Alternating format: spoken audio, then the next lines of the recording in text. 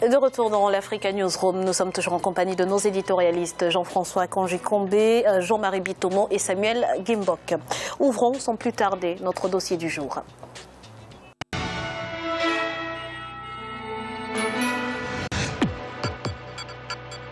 Huit ans après la publication de son ordonnance de création, la Caisse nationale d'assurance maladie et de garantie sociale a atteint le record d'1 million d'assurés, soit 60% de la population au Gabon.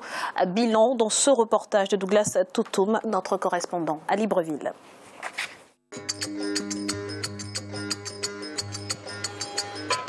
Première expérience du genre en Afrique centrale, l'instauration d'un régime obligatoire d'assurance maladie au Gabon est une réussite pour certains et un non-événement pour d'autres. Pourtant, depuis 2009, le Gabon est sur la voie de la santé pour tous. Réaménagement et construction de nouvelles structures sanitaires, campagne de sensibilisation, mise en place d'une protection sociale pour tous les Gabonais. Le plan du gouvernement vise à doter le Gabon à l'horizon 2025 d'un système de santé performant et accessible. Et si la Caisse nationale d'assurance maladie et de garantie sociale ne couvre pas encore l'ensemble des Gabonais, elle s'est imposée comme la pierre angulaire de la politique sociale du pays. L'assurance maladie est-elle une réelle réussite? Quelles sont les insatisfactions de cette assurance maladie? Combien de produits sont pris en charge et combien ont été rajoutés à la liste existante?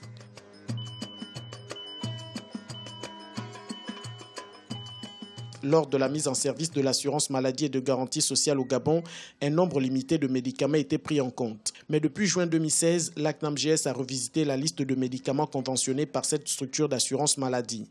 Elle a ainsi identifié des produits pharmaceutiques à même de couvrir le plus grand nombre de pathologies connues au Gabon. Il s'agit du paludisme, du diabète, de l'hypertension artérielle, des maladies engageant le pronostic vital, à l'instar des cancers, des hépatites et même des maladies rares très coûteuses telles que le lupus et l'insuffisance rénale. Les produits hospitaliers qui ne sont pas sur la liste, exemple les anticancéreux, parce que la date de péremption est courte, les pharmacies ne peuvent pas les avoir, on les commande spécifiquement pour les malades. Et par exemple, il y a des malades qui nous coûtent 3 millions par mois en anticancéreux parce qu'ils sont pris en charge à 100%. Donc cette liste est révisée, non pas uniquement par la CNAM, elle est révisée avec le concours de tous les praticiens. 8 ans après la publication de son ordonnance de création, la Caisse nationale d'assurance maladie et de garantie sociale a atteint le record de 1 million d'assurés, soit 60% des Gabonais pouvant bénéficier de cette assurance. C'est notre partenaire qui nous permet non seulement, qui a fait augmenter l'affluence dans l'hôpital, puisque étant muni de la couverture maladie, il y a plus de facilité d'accès aux soins. Et naturellement, il y a plus de facilité au suivi et à la prise en charge des pathologies, notamment les plus lourdes.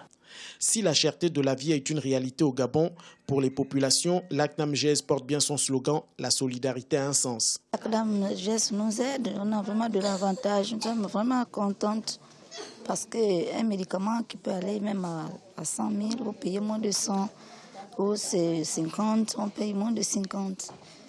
Voilà l'avantage pour nous les Gabonais. On est contents de ça. Le président a quand même fait quelque chose pour nous les Gabonais. Il nous a aidés.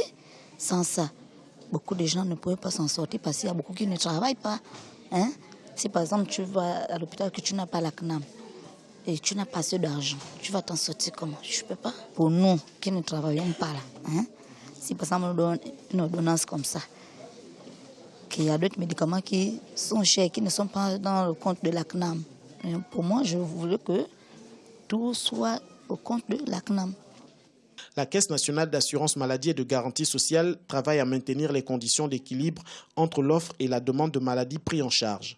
Celle-ci reste un des défis majeurs de cette assurance maladie. Pourtant, l'inadéquation entre la prescription médicale et la liste des médicaments pris en charge fait encore débat. C'est que les médecins ne prescrivent pas suffisamment sur la liste. Et c'est toujours désagréable pour un patient d'aller quelque part et de ne se voir pas servir parce que les médicaments n'existent pas sur la liste, alors que les praticiens ont participé à une liste consensuelle. Les efforts déployés par le gouvernement pour améliorer la santé des citoyens gabonais portent leurs fruits. Pourtant, en cette fin de mandat, le chef de l'État a voulu se rassurer de ce que le système fonctionne correctement. Je m'informe, je m'instruis et je vois toujours tout ce qui peut être fait pour améliorer le sort de nos compatriotes. L'ACNAMGS est une de nos grandes réalisations et il est important que nous veillions à ce que le plus grand nombre de compatriotes aient le soutien. Et dans ce cadre-là, l'ACNAMGS noue des partenariats. Donc j'ai visité hier à Libreville un des grands partenaires de la CNAMGS et je visite aussi aujourd'hui à Port-Gentil un des grands partenaires. Alors des fois on peut se dire qu'est-ce que le président de la République fait dans une pharmacie? C'est pas que le président de la République dans simplement une pharmacie. Le président de la République va voir des partenaires d'un projet qui est important pour nous et qui est donc celui de la couverture médicale pour nos concitoyens. Donc à partir de ce moment-là, nous parlons de quelque chose qui est très sérieux et qui est au bénéfice de tous. Et donc si je veux m'assurer moi-même que ce partenariat se passe bien, je pense que c'est mon devoir. C'est mon devoir en tant que chef de l'État de m'assurer que les choses fonctionnent bien. Pour l'OMS, la CNAMGS représente un progrès immense car ceux qui en bénéficient désormais ont plus facilement accès aux services de santé. Des services qui sont d'un grand réconfort pour les populations les plus démunies. En janvier 2015, le gouvernement a revu à la baisse le taux de cotisation pour le personnel assujetti au régime. 4,10% à la charge de l'employeur, 1% à celle du travailleur contre 2,5% auparavant et 0,5% à celle du retraité au lieu de 1,5%. Par ailleurs, la part du salaire mensuel soumise à cotisation est désormais plafonnée à 2,5 millions de francs CFA. Jean-François, 1 million d'assurés en 8 ans d'exercice. Quelle appréciation faites-vous de la politique d'assurance maladie du Gabon? D'abord que ça va dans le bon sens. Il faut de temps en temps le reconnaître. Nous avons assez dit autour de ce plateau que la question de la santé était une question d'intérêt national dans nos pays pour ne pas se féliciter du fait qu'on fait des efforts. Il y a là des efforts et plus que des efforts. J'ai eu l'occasion d'ailleurs de suivre de près la mise en œuvre de cette réforme parce que les experts gabonais se sont beaucoup inspirés du système français. C'est d'ailleurs dans le nom, la CNAM, la Caisse nationale d'assurance maladie, est empruntée, mais les mécanismes ont été empruntés aussi au système français. Et peut-être que les limites de l'exercice aussi sont empruntées au système français, parce que notre difficulté à nous, c'est la structure de notre économie, et la structure de... Nous n'avons pas un monde de salariat. Nous avons des actifs dont la plupart, nous le savons, ne sont pas des salariés, des entreprises ou des fonctionnaires. Or, la structure la structure financière de ce type d'organisme-là, c'est le prélèvement sur le travail, c'est le travail qui finance, et donc par voie de conséquence, le travail, y compris ses succès d'année, c'est-à-dire la retraite, etc. Du coup, on rencontre assez rapidement la limite, parce que c'est du donnant-donnant d'une certaine manière, et ça couvre les populations qui cotisent, c'est normal. Mais l'enjeu chez nous, en tout cas dans nos pays, et y compris au Gabon, je crois, c'est la couverture universelle. Et il faudrait s'interroger sur ce que ça représente et comment c'est financé. Ça ne peut être financé que par la solidarité, c'est-à-dire par un système d'imposition. Et quel équilibre il y a entre les deux. Le CNAM, le système d'assurance des travailleurs ou des personnes qui ont travaillé, qui se trouvent en situation de handicap ou de maladie professionnelle ou de retraite, très bien. C'est excellent que, même en Afrique, on s'occupe de cela, d'un système dans lequel, lorsqu'on cotise, on a l'assurance qu'on ne cotise pas à perte. Ça arrive souvent dans beaucoup de nos pays. Donc, raison pour laquelle il faut quand même s'en féliciter. C'est la bonne voie. Il faut la poursuivre, et moi j'insisterai tout particulièrement sur la couverture des plus vulnérables, qui ne peut se faire que par la couverture universelle. Justement, Jean-Marie, comment aboutir à cette couverture universelle ? La couverture universelle, c'est comme je le dis souvent, là nous parlons d'un domaine, c'est-à-dire qui est une des fonctions régaliennes de l'État. Nous le disons tous les uns et les autres sur ce plateau, à savoir que l'État ne doit pas se dessaisir de ses fonctions régaliennes, contrairement à ce que peuvent nous conseiller la Banque mondiale, le FMI, toutes les organisations internationales, privatiser. La privatisation, si vous voulez, va, si vous voulez, sur la rentabilité immédiate. Alors que nous avons besoin de construire nos économies africaines et d'apporter le bien-être à l'ensemble de la population. Donc, pour apporter ce bien-être-là à l'ensemble de la population, on a vu tous les systèmes de santé qui ont été montés dans le monde entier. Je parle de la France, les États-Unis, l'Obamacare, c'est-à-dire qui se met en place. Que se passe-t-il? L'État, si vous voulez, est l'architecte, si vous voulez, de ce système-là.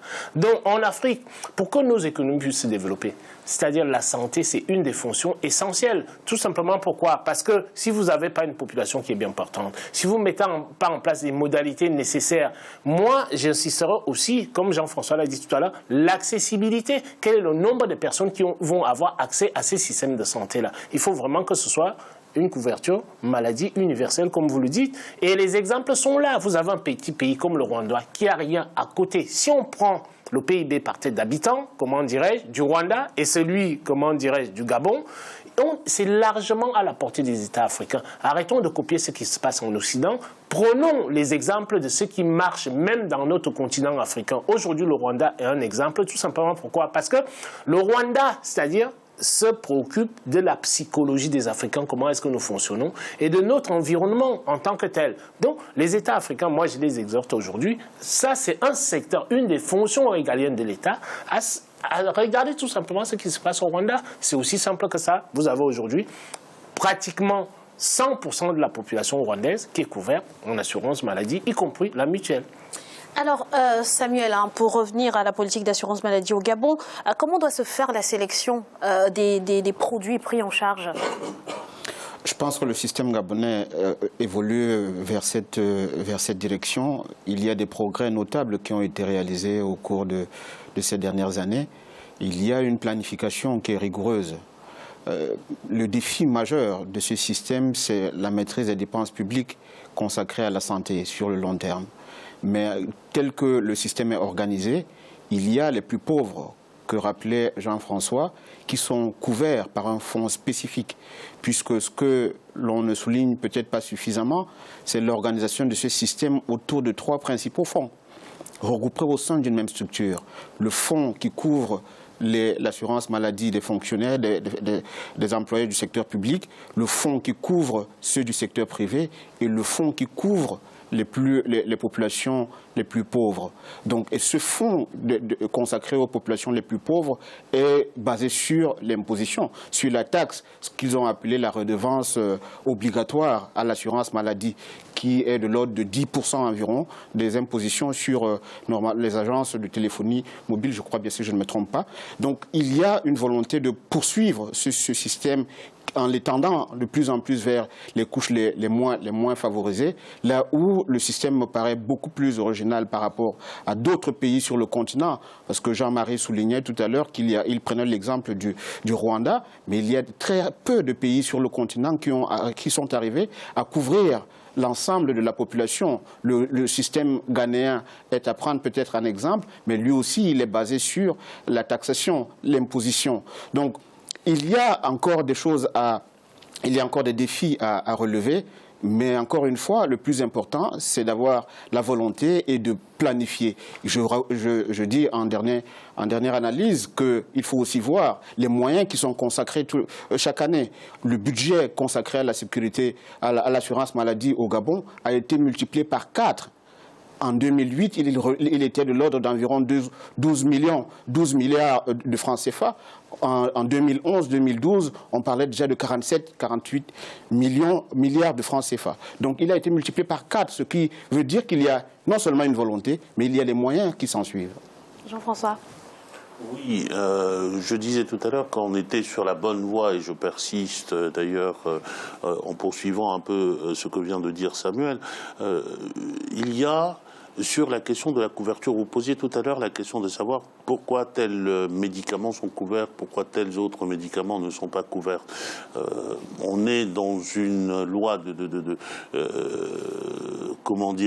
meilleur financement public possible, de la meilleure utilisation des fonds publics. Et on ne peut pas, on doit déterminer par rapport aux ressources dont on dispose les médicaments. D'ailleurs, ça ne concerne pas que des médicaments. Je pense que c'est des questions de santé publique dans un pays que de se dire qu'il y a des priorités. D'abord des priorités de population, des priorités de maladies qui sont touchées et bien évidemment des traitements qui vont avec. D'où la question justement de comment se fait la sélection voilà, en fait, des et cette sélection-là se fait nécessairement en prenant en compte les ressources disponibles. Et ces ressources disponibles qui sont prélevées par l'impôt et qui ne peuvent venir que de l'imposition, en tout cas qui jusqu'à maintenant viennent essentiellement de l'imposition. Mais précisément le principe c'est la solidarité.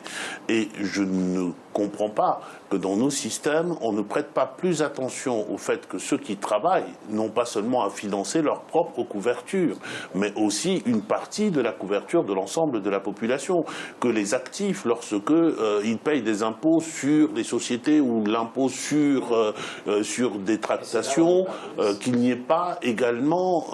je pense qu'il y a lieu de réfléchir sur une sorte d'équilibre des prélèvements qui permettent que l'ensemble de la société puisse contribuer à sa mesure et puisse faire aller vers les 100% de couverture de la population vecteur de notre développement durable. Jean-Marie, très rapidement, 30 secondes. Très rapidement, je voulais dire que je ne suis pas d'accord avec Jean-François, c'est-à-dire de raisonner à partir des ressources disponibles. Tout simplement pourquoi? On doit raisonner par rapport c'est-à-dire aux nécessités sociétales. Et maintenant, on va chercher les ressources qui vont avec. Si on raisonne uniquement à partir des ressources disponibles, ça voudrait dire quoi? Ça voudrait dire que dès qu'on a les ressources, on va les injecter dans n'importe quel secteur. Alors qu'il y a des priorités basiques à tenir en compte, si vous voulez, au sein de l'économie, et de voir quelles sont les conséquences, des impacts sur la population en tant que telle. Si on raisonne à partir des ressources, nous retombons dans nos stratégies dont nous parlons ici. Là, c'est que ce sont des stratégies uniquement financières qu'on pose,